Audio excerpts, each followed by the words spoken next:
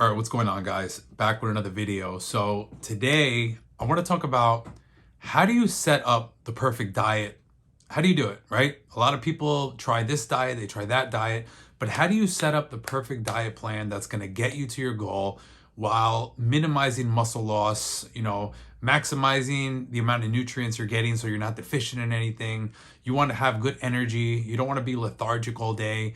If you're going to the gym, you want to be able to train properly. So you want to support that type of activity. So you're going to have to take in some carbs. You don't want to do no carbs. Honestly, I know that's the big fad right now, but I'm going to get into why, every macronutrient is important. And for those that don't know what a macronutrient is, it's just protein, fat, and carbs. It's the totals for the day. So when somebody says, what are your macros? They're talking about what's your protein, fat, and carb intake for the day.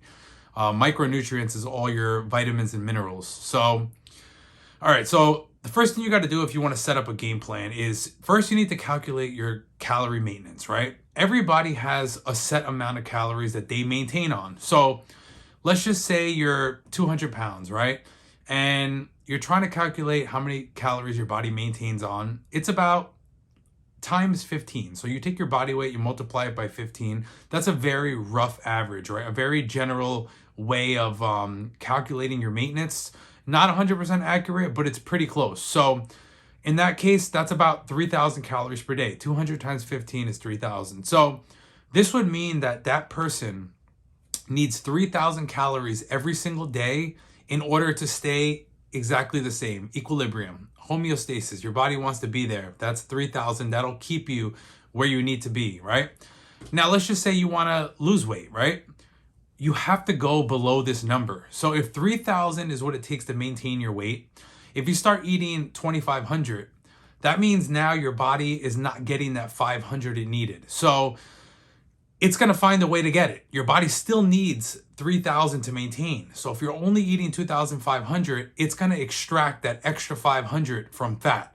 That's what we wanted to take out, fat. So it takes your body fat and it uses that to meet your calorie maintenance. Therefore, you lose body fat off your body. So this is how you create fat loss, and that's what we try to do. So once you know your calorie maintenance, you know exactly what you need to do to lose weight. You just go below it.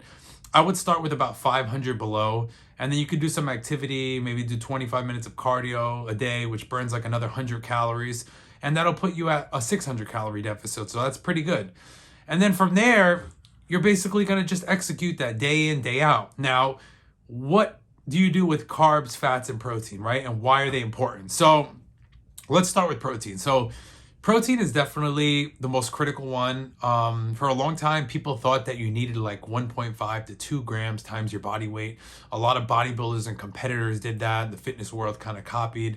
But we know now that you could do 0.7 times your body weight, and actually 0.7 times your lean body weight, and you can still maximize protein synthesis. So in a 100-pound person, just to use an even number, that would mean 70 grams of protein per day would be enough to maximize protein synthesis. So in a 200-pound person, that's about 140 calories.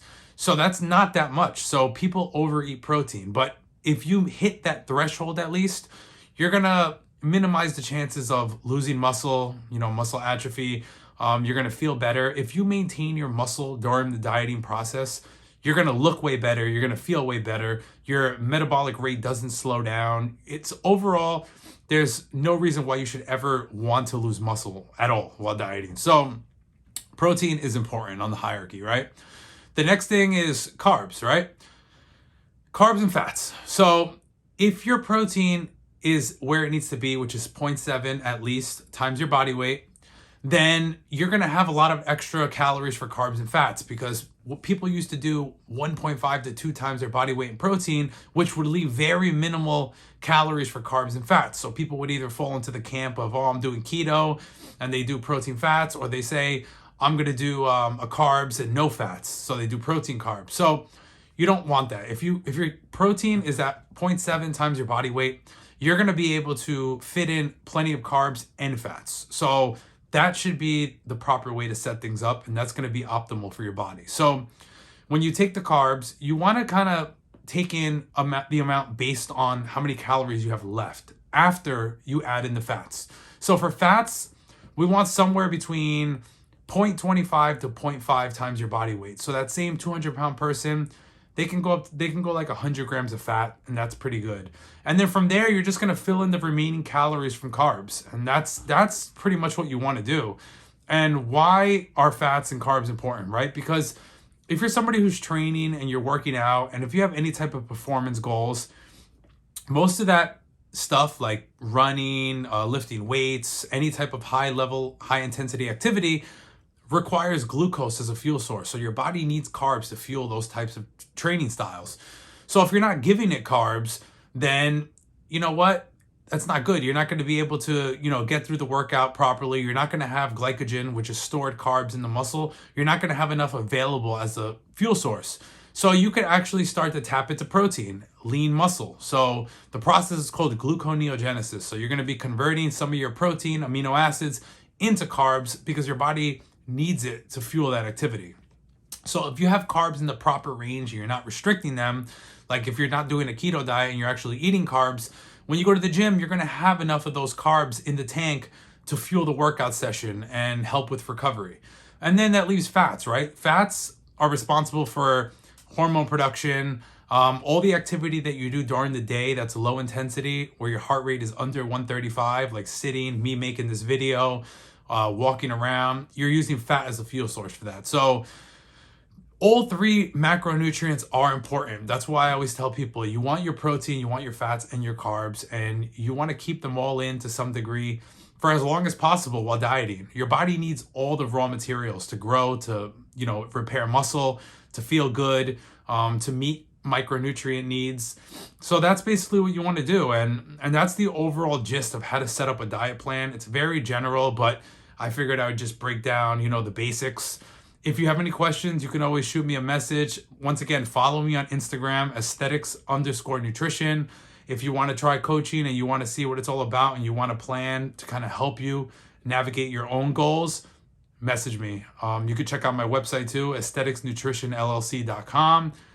You could fill out a survey to see which program will get you to your goal, the free physique assessment.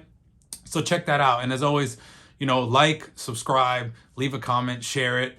If you guys like the content, let me know what you think and let me know what type of videos I should pump out moving forward. So I'm out.